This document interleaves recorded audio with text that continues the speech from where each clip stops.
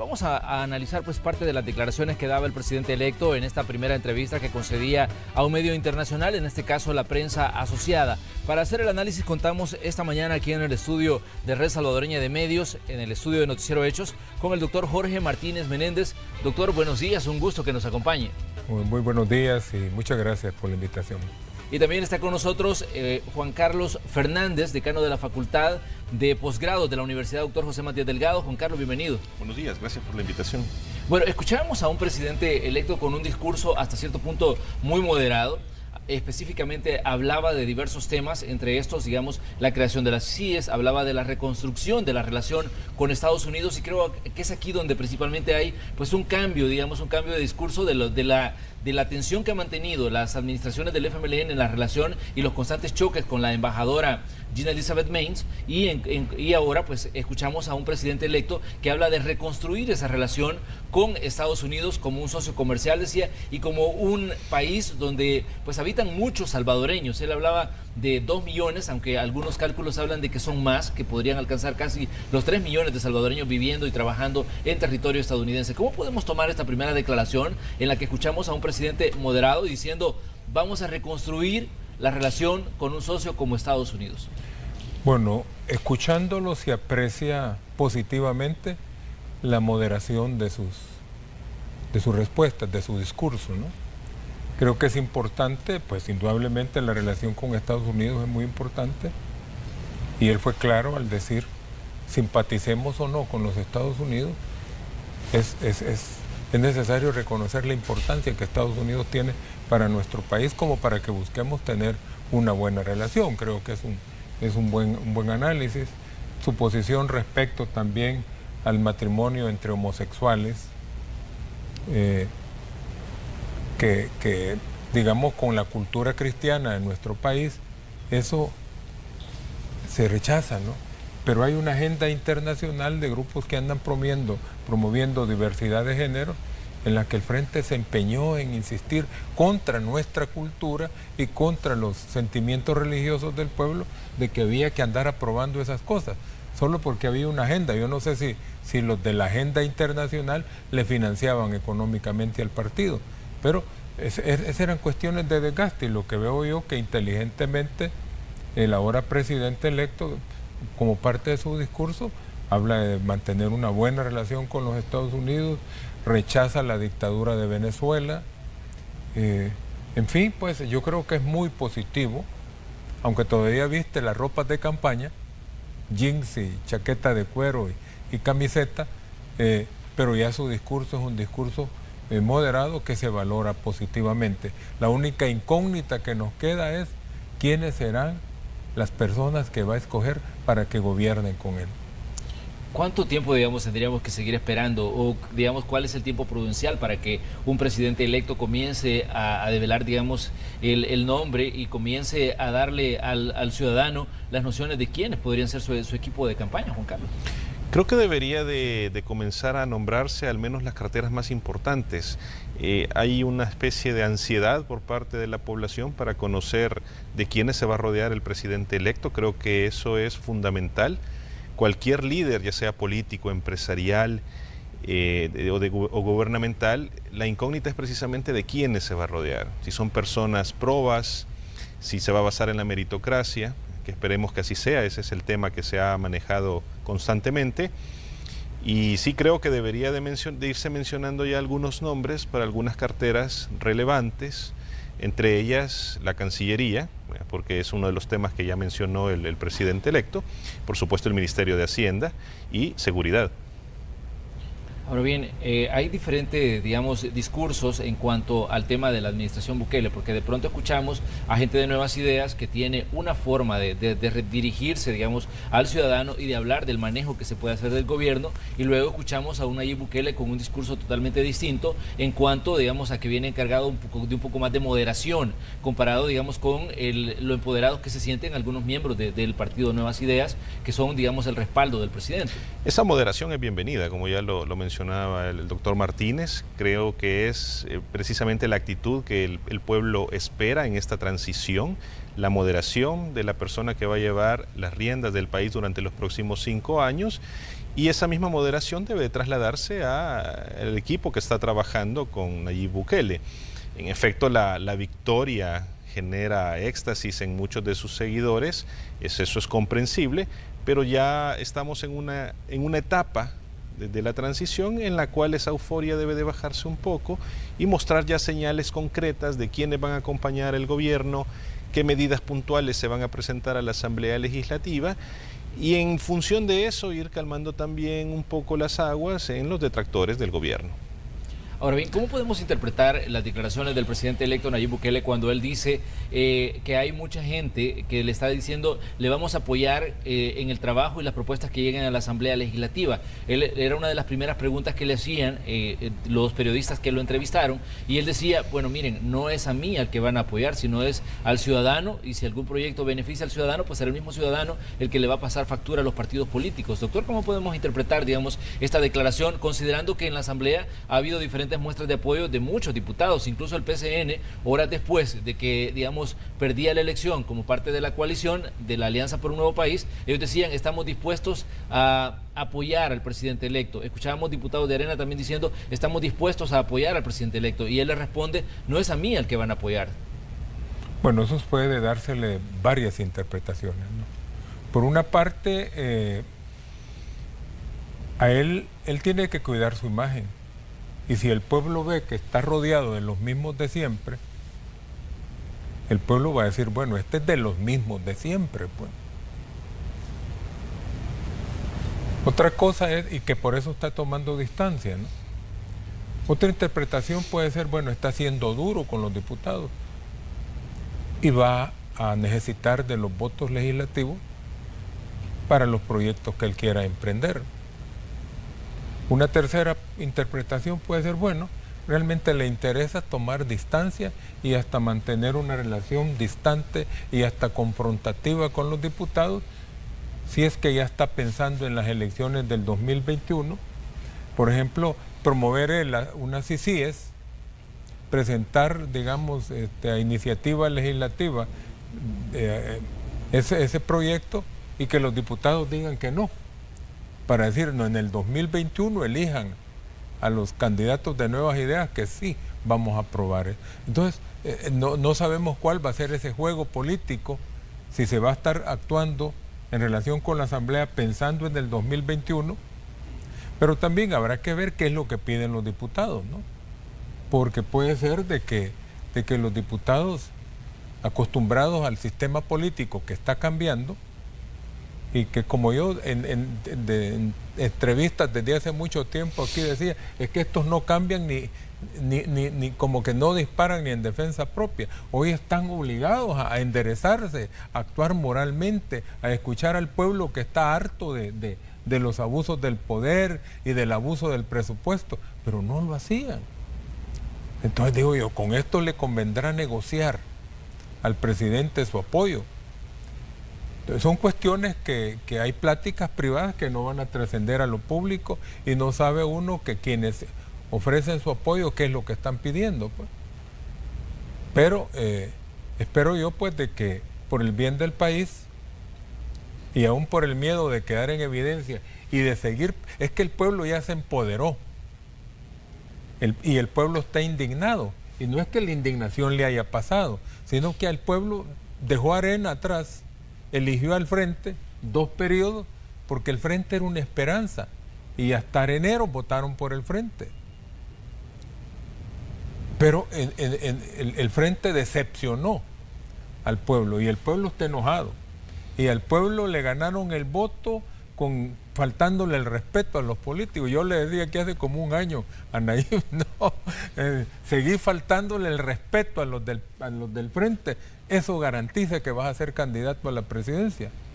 Y es que había que faltarle el respeto a la partidocracia, porque el pueblo quería que alguien fuera su voz y les dijera las verdades en la cara, alguien que tiene suficientes recursos para que el pueblo los escuche.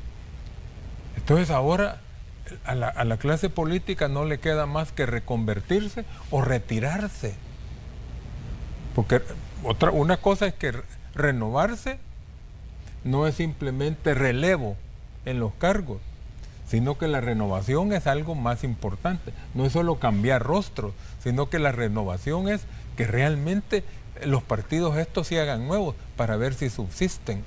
Pero aquí lo dije yo hace años también. ¿Verdad?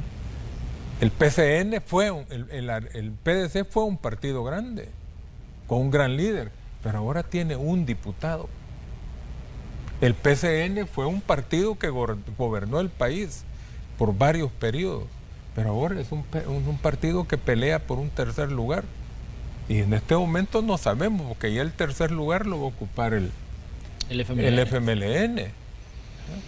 Y bueno, Arena mismo puede llegar a convertirse en un PCN, pero lo que pasa es que estos, cuando están en el poder, se ensoberbecen y creen que van a ser eternos y no resuelven los problemas del país, porque nuestro país tiene muchos males que el pueblo los conoce y no sé qué da que los políticos hablan de que hay que hacer un estudio y una gran consulta popular para identificar los problemas, y uno va donde un campesino y lo que el campesino, quizás analfabeta, le dice a uno: mire, el problema aquí es la delincuencia, el problema aquí es que no hay oportunidades, no hay trabajo, el problema, la gente sabe, pero si saben los problemas, están observando a los gobiernos y dicen: bueno, ¿qué soluciones?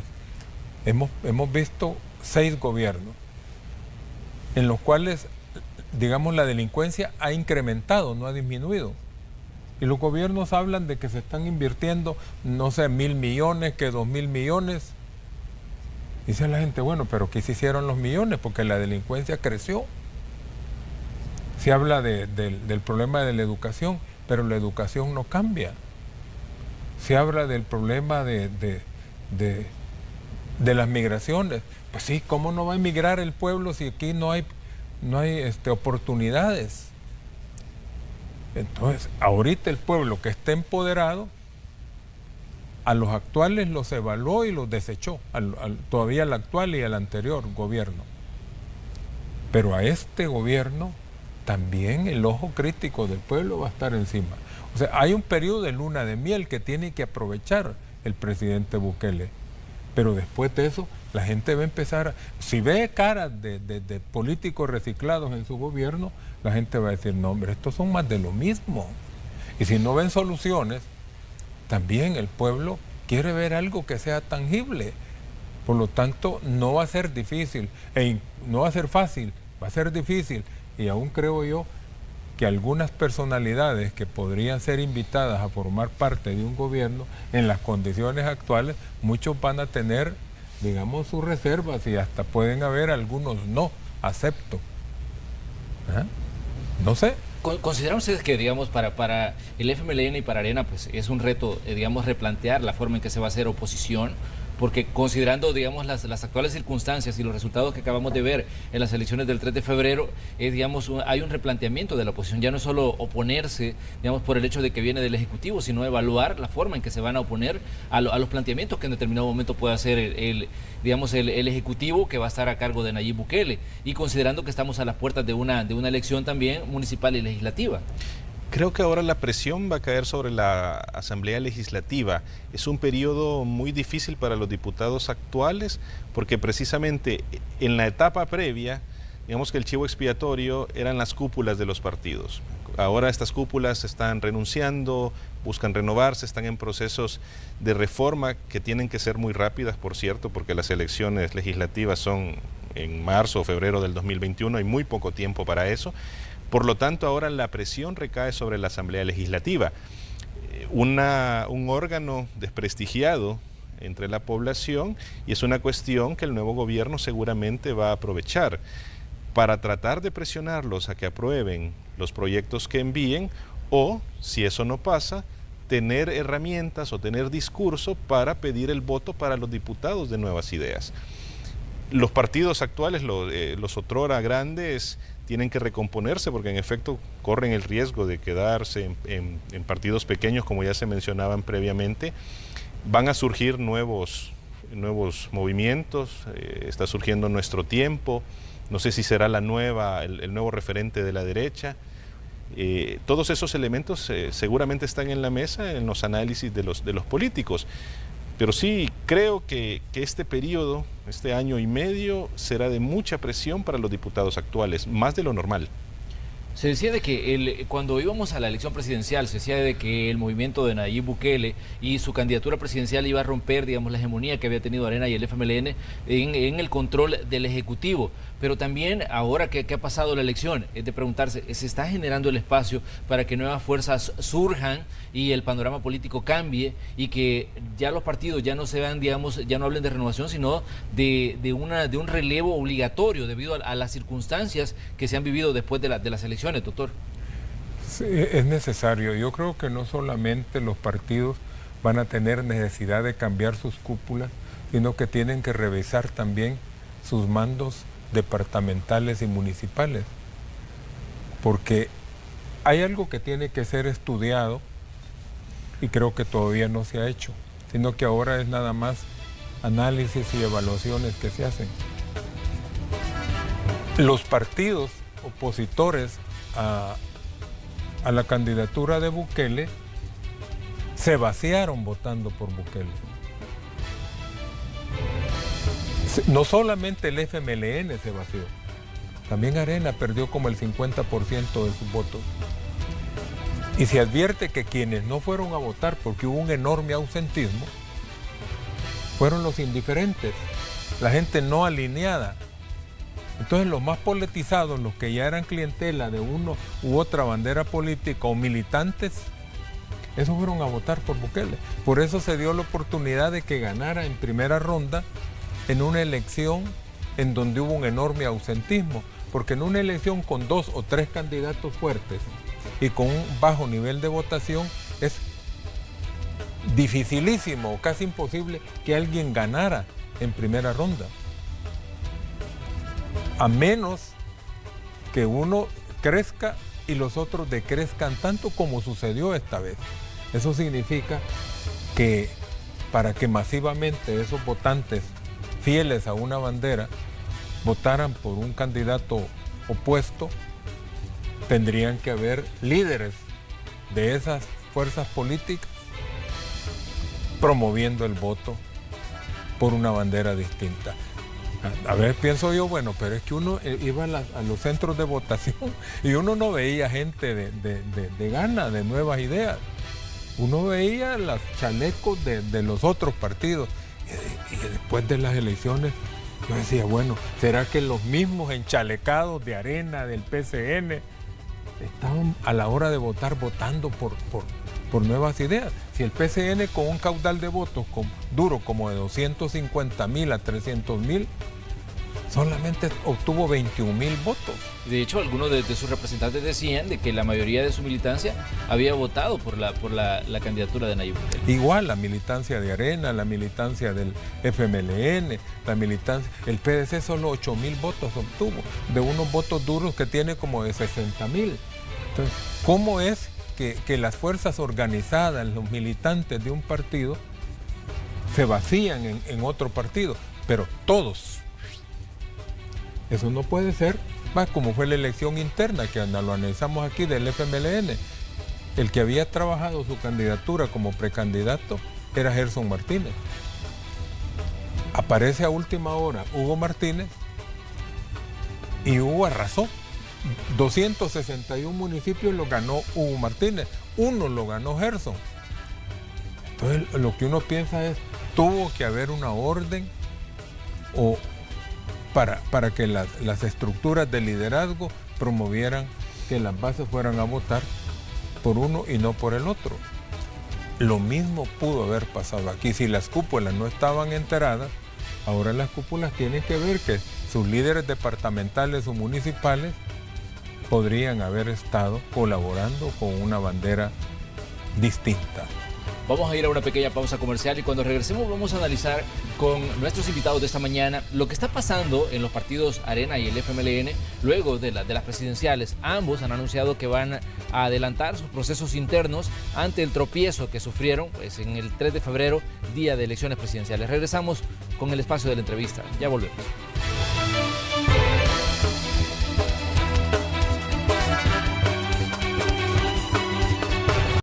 Esta mañana en el espacio de la entrevista de José, estábamos analizando las primeras declaraciones que ha dado el presidente electo Nayib Bukele luego de su gane en las elecciones presidenciales del 3 de febrero. El análisis lo estamos haciendo con nuestros invitados, el doctor Jorge Martínez Menéndez y también con Juan Carlos Fernández. Estamos hablando de estas declaraciones y también sobre lo que está ocurriendo en los partidos políticos. Me gustaría que en esta segunda parte nos enfoquemos en los procesos a los que se han visto obligados a entrar, en este caso Arena y el FMLN. Ambos partidos han dicho vamos a adelantar los procesos internos. Ambos partidos han dicho ¿qué fue lo que falló? Ellos dicen los casos de corrupción nos han pasado factura. Lo dijo Mauricio Interiano, presidente de Arena, y lo ha dicho también voceros autorizados del FMLN, en este caso Roberto Lorenzana, quien es actualmente el secretario de Comunicaciones de la Presidencia. Decía que al partido le había pasado factura el caso de Mauricio Funes. Juan Carlos, ¿cómo podemos interpretar estas declaraciones y si efectivamente son solo los casos de corrupción los que le han pasado factura en la elección presidencial a Arena y al FMLN, o hay algo más que estos partidos no han visto o no han querido leer? No son solo los casos de corrupción, definitivamente hay un descontento generalizado con la gestión que estos partidos hicieron cuando estuvieron en el Poder Ejecutivo. Obviamente los casos de corrupción, el efecto principal fue no desligarse de forma adecuada en el momento oportuno de los casos, sobre todo en el caso del FMLN, que incluso recomendó al expresidente Funes salir del país y lo hizo públicamente. Los casos de corrupción de Francisco Flores, que aceptó también públicamente el desvío de fondos de Taiwán, y el caso de Saca, reconociendo la sustracción de los fondos. Pero además de eso, las cúpulas fueron ciegas a los diferentes mensajes enviados por la población. Esta renovación tuvo que haberse hecho hace por lo menos 2 o 3 años. Arena no lo hizo cegado por un aparente triunfo en las elecciones del año pasado, pero recordemos que en ese momento no estaba el fenómeno de Nayib Bukele en contienda. El FMLN estaba llamado a hacer los cambios a partir de esa estrepitosa derrota de marzo del 2018 y tampoco lo hizo. Entonces creo que ahora están tomando medidas desesperadas que tuvieron que haber adoptado hace 2 o 3 años. Y ahora el tiempo juega en su contra, la población ya está empoderada, como en efecto concuerdo con el doctor Martínez, tiene menos paciencia también con la clase política.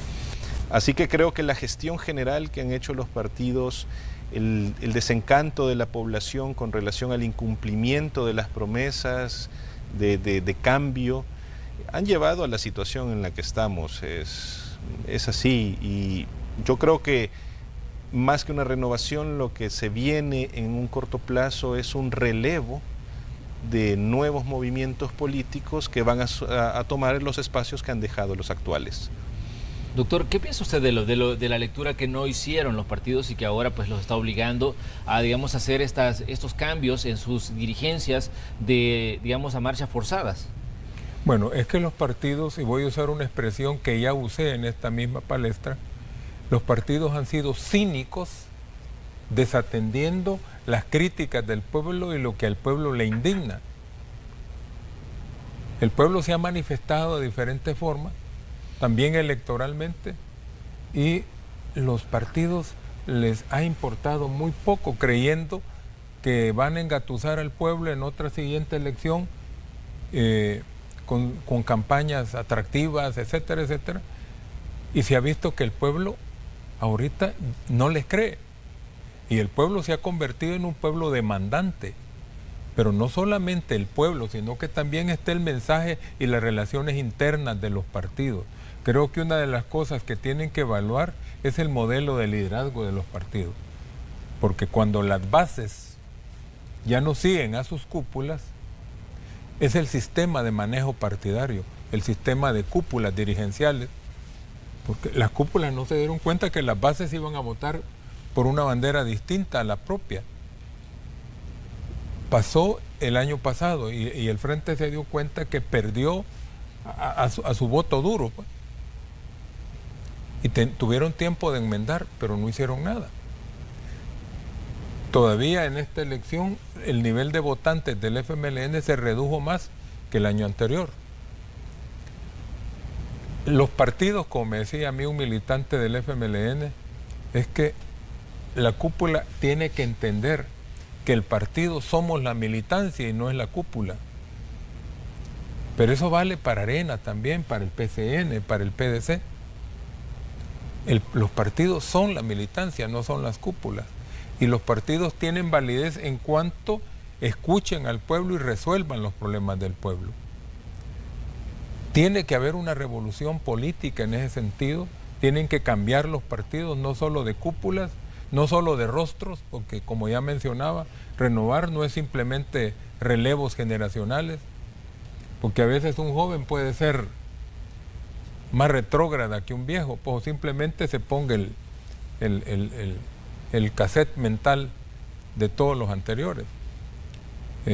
Ya escuchamos voces de diputados del Partido Arena, jóvenes, explicando de qué manera ellos mismos son coartados hasta en sus iniciativas de ley. Todo eso tiene que cambiar. Pero ahora hay una ventaja, que el pueblo está atento a que se produzcan esos cambios. Si no, estos partidos van a pasar a la extinción, van a ser como el PRUD o con todos esos partidos del pasado que ya no existen.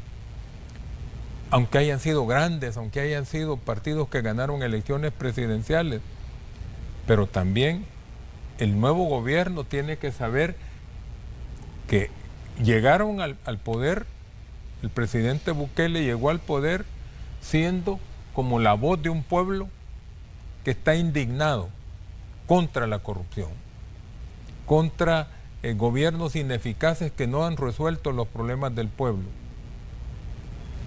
Pero ese pueblo sigue siendo demandante y tiene la indignación. Entonces, la demanda del pueblo para alguien que decía que estaba identificado con ese sentimiento del pueblo, las demandas van a ser mayores. Hay un pensamiento bíblico que se puede aplicar: al que más se le da, más se le exige. El pueblo le ha dado un gran apoyo a una persona, porque el movimiento de Nuevas Ideas es una persona, es su líder, es su cara visible, ¿no? A ese señor que se llama Nayib Bukele, el pueblo lo eligió presidente. Y todos queremos que le vaya bien, pues, porque desear que le vaya mal, como me escribió alguien en las redes sociales, es como desear que maneje mal, que fracase en el manejo del avión en el que nosotros vamos como pasajeros, ¿no? Él es el piloto de esta nave que es El Salvador. Ahí somos nosotros los pasajeros. Y lo mejor es que le vaya bien para que nos vaya bien a nosotros. Y hay que desearlo. Y los cristianos tenemos que orar porque le vaya bien. Y claro, también en el entendido que tenemos que orar si no está haciendo las cosas bien, para que el Señor lo cambie o lo quite también. Pero esa va a ser la actitud del pueblo. Es un pueblo ahorita demandante y que gracias a Dios nos hemos dado cuenta como pueblo que la Constitución de la República dice que la soberanía es del pueblo y no de los partidos políticos. Esa es la actitud.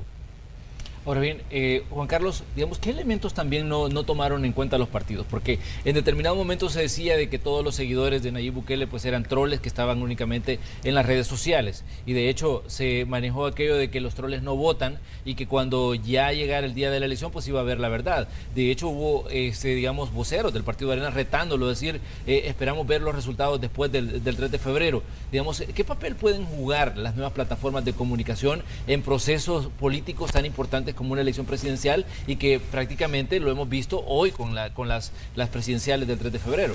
Bueno, ya lo decía un alto dirigente de Arena, pensamos que era una burbuja.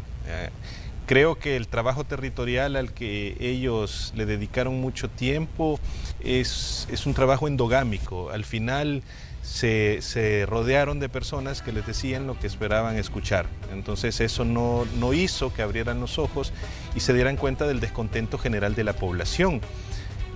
Y es una población que votó por el cambio y lo hizo de manera silenciosa. En efecto, en los centros de votación, a quien más miraba identificados a las personas era con el FMLN o con Arena. Y nos damos cuenta que en esos centros de votación, a veces Nuevas Ideas, Gana doblaba los votos de los otros partidos. Las redes sociales se han convertido en un instrumento enorme para difundir todos los mensajes, un instrumento también muy barato. Y también eso es resultado del descrédito que algunos medios de comunicación tienen con la población por sus posturas claramente identificadas con uno u otro partido, sobre todo los medios escritos. Entonces, cuando un medio que está llamado a ser una institución neutral claramente marca su preferencia por un candidato, evidentemente pierde credibilidad. Y por lo tanto las personas buscan otras alternativas, en este caso las redes sociales, que suelen ser más democráticas. El caso de los troles, bueno, eso se presentó en toda la campaña, pero en efecto al final no había tanto troll como se había pensado inicialmente. Creo que esta campaña electoral marca un antes y un después, no solo en El Salvador, sino que en la región en su conjunto. Estoy seguro que los otros países centroamericanos y latinoamericanos en general están prestando seria atención a cómo se manejó la campaña electoral en El Salvador, que un candidato que no dio mayores entrevistas en los medios de comunicación tradicional gana una elección a través de redes sociales. Creo que eso es fundamental en el análisis del marketing político. Muy bien, les queremos agradecer esta mañana que nos hayan acompañado a hacer este análisis. Obviamente vamos a tener nuevas oportunidades para seguir conversando, porque todavía falta mucho que decir de lo que va a ser la administración de Nayib Bukele. De hecho, mañana a las 10 de la mañana se le entregan ya las credenciales como presidente y vicepresidente electo a Nayib Bukele y al doctor Félix Ulloa, en este caso ganadores de las elecciones del 3 de febrero de este 2019. Nosotros tendremos pues más análisis de este tipo de situaciones y esperamos contar con la presencia del doctor Jorge Martínez y también de Juan Carlos Fernández. Gracias por estar aquí. Bueno, muchas gracias por la invitación y creo que es válido recordar que este día es el día del amor y la amistad. Somos un pueblo, como dice la gente de allá del oriente del país, de gente arrecha, en el entendido que por aquí arrecho es correcto y allá arrecho es una gente brava. Somos gente brava, los salvadoreños, somos gente... Bueno, no en balde somos un país que tiene el más alto índice de muertos de asesinatos por cada 100.000 habitantes. Pero ahora, por lo menos ensayemos un rostro amable, ¿verdad? Ahora, digámosle a quienes apreciamos que los queremos mucho, ¿verdad? Y que como salvadoreños nos demos un día de relax, ¿verdad? Y que disfrutemos de decirle aún a un desconocido, pues al vecino con quien nunca hablamos, decirle buenos días, que tenga un día feliz. Igualmente para usted y para todos los televidentes. ¿Verdad? Gracias, doctor. También nosotros le deseamos que tenga usted un feliz día y que por supuesto siempre nos acompañe aquí en este espacio. Gracias, Juan Carlos, por estar aquí también. No, gracias, siempre es un placer estar acá. Vamos a ir a una pausa y cuando regresemos tenemos más de Noticiero Hechos. Todavía hay muchas cosas que contarles en este día 14 de febrero ya de 2019.